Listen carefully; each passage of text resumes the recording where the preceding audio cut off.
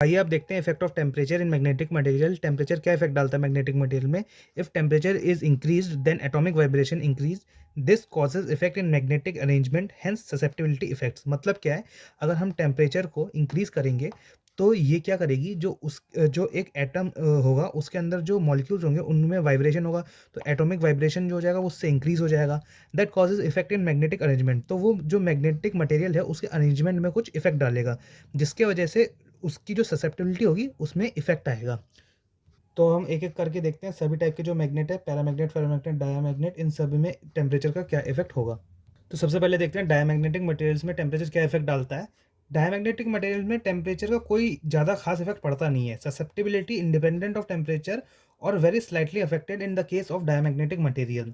जो diamagnetic material होते हैं उनमें जो ससेप्टिबिलिटी है वो बहुत ही स्लाइटली इफेक्ट डालती है टेम्परेचर की वजह से।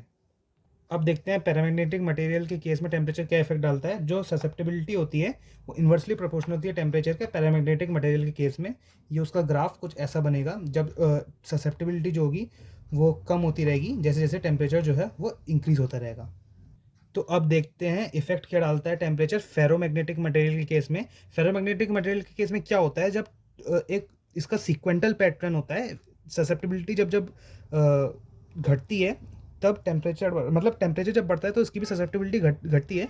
लेकिन इसमें एक क्रिटिकल टेम्परेचर होता है, वो ऐसा टेम्परेचर होता है जिसके बाद जो इसका जो ससेप्टिबिलिटी डिक्रीजिंग का जो पैटर्न है वो चेंज हो जाता है और वो एकदम सेम टू सेम पैरामैग्नेटिक की तरह बिहेव करने लगता है। मतलब कि जो फेरोमैग्नेटिक मटेरियल होता है वो एक सर्टेन टेम्परेचर के बाद एक पैरामैग्नेटिक मटेरियल के तरह जो है वो बिहेव करने लगता है। तो उस टेम्परेचर को हम क्रिटिकल टेम्परेचर कहते हैं। Temperature after which a ferromagnetic material loses its sequential pattern and becomes paramagnetic material is called critical temperature. तो ये जो क्रिटिकल टेम्परेचर है इसके बाद एक फेरोमैग्नेटिक मटेरियल एक पैरामैग्नेटिक मटेरियल की तरह बिहेव करने लगता है। Thank you. तो आइए अब देखते हैं हम एंटीफेरोमैग्नेटिक मटेरियल में क्या होता है टेम्परेचर के इंक्रीज या डिक्रीज होने से।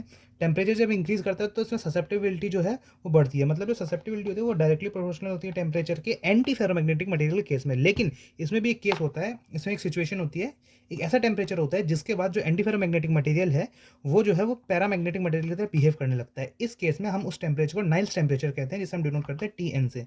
Thank you.